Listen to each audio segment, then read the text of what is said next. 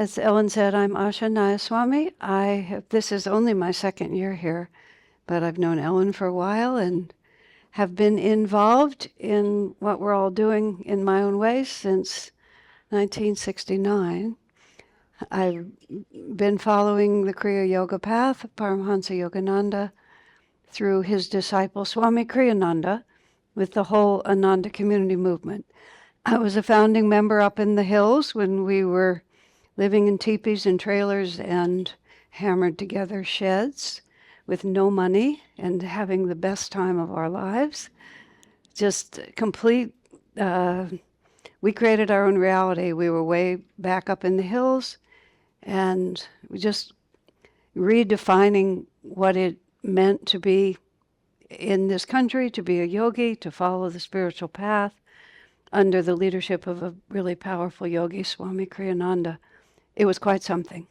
And I was out there for, it's all right. No, my good karma, my very, very, very good karma. And I was out there for 16 years in the forest. And we after a while, we got indoor plumbing and then even electricity. And at a certain point, we even paved some of the roads. Woo, big, big. And then Swami Kriyananda asked me to move to Silicon Valley. Let's have a change of scene. What do you say? And he asked me with the others to take on the responsibility of, can you do this in an urban environment? Can you recreate a real ashram in one of the most materialistic places on the planet? Because the teachings that we're all involved in are not really about time or place. We happen to, each one of us, have the karma to be born somewhere to do something, but we're all born for one purpose, which is to expand our understanding of the nature of reality, to grow closer to the divine, to realize who we really are, and to learn to express that potential. And that's what this whole movement is all about. It's this, we're in a changing of the guard. Yogananda writes this in his autobiography of a yogi, about the fact that we're moving out of an age of matter, we're moving into an age of energy. Einstein, gave us that news quite some time ago. We're just getting used to it. We're still getting used to it. If energy is the actual reality, why are we spending all this time being concerned about the form? Why are we not working on the energy? And this movement that you guys have been doing with tremendous, wonderful zeal all these years, we're all part of the same matrix that's being formed here. Everybody's doing it in a slightly different way. And this is not unimportant work. And I don't want to do that in any way to make us feel too proud. I remember in a community satsang, I asked Swami Kriyananda, what is the purpose of Ananda? He's the disciple of a great master. He has all this work to do. He said, to have fun.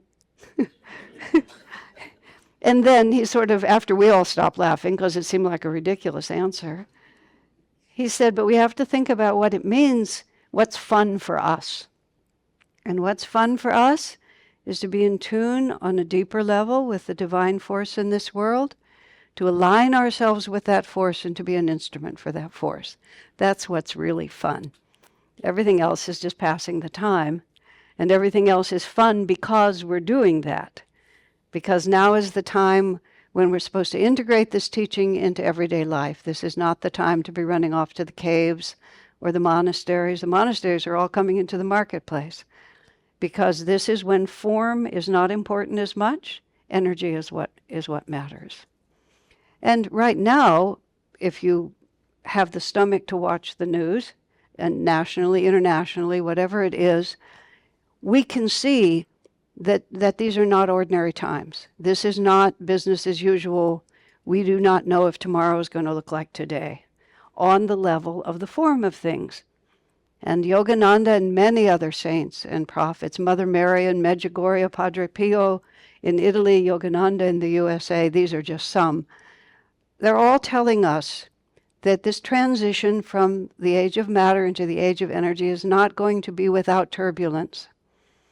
And Swami Kriyananda put it in another very interesting way. It's a war of ideas And it's happening on higher dimensions. It's happening in the causal world, it's happening in the astral world, and it's manifesting in this world. And we are really caught in a very turbulent time, and there are a lot of forces. Just look around. They're trying to break people away from each other and make even small decisions seem like it's a life or death thing, and fractures families, fractures friendships. And it's a power that is actually influencing our society. This is the causal astral energy. There really is a war of ideas going on, and we're on the light side of it. Yogananda said it will be very difficult for the world as a whole, but the purpose is to awaken people to a higher dimension of self-definition and of expression in the world. And those who are already in motion will not have to be pushed. And also, we are the future. We're talking about cherishing the present, looking to the future. We are the future. I was very pessimistic in many ways about the future. And in the last few years, at the instruction of Swami Kriyananda, 10 years ago, he said to me, travel as much as you can. And so it took me a few years to get started. I was saying to the class this afternoon, Atul and Dambar and I, the last several years, we've been to 50 cities in 23 countries. You know, South Africa, Japan, Estonia, I mean, not just the obvious ones. And I was very pessimistic when I started. I'm very optimistic now. We are part of a really powerful awakening. And it's happening in every country, and it's happening in countless ways, whether it's nature or wildlife or plants or vegetarian food. It's like people are turning toward the light. And I urge you not to take yourself seriously in the sense of becoming obnoxious,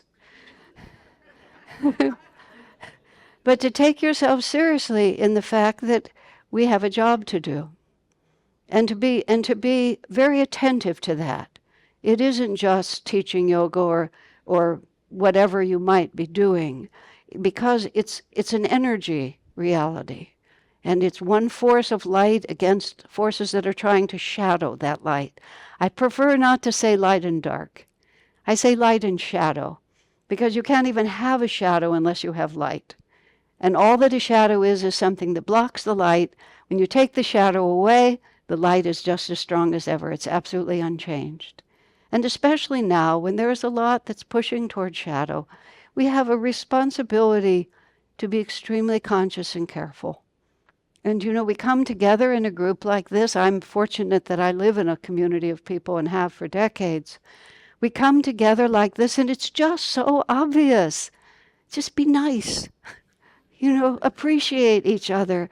Take just a split second to think about whether this is helpful or not to say. And then just see the beauty everywhere you look. These beautiful twisted oaks outside, the beautiful faces in this room. And every one of us has some enormous story that we're living out, don't we? And the story itself is only important to us, but the energy we put out, the way we carry that story, the light we bring, we are the future. And we can brighten the present. And I'm just thrilled to be here with all of you, seeing some faces I've known before, many I'm meeting for the first time in this incarnation. You know, but we're all in it together. And what a great team. That's about all I can say. And trust me, you have brothers and sisters all over the world that you've never met. But they are on our wavelength singing our song. They're part of our choir. And we all have to just give our voice to it, heart, mind, and spirit, okay? All right, bless you.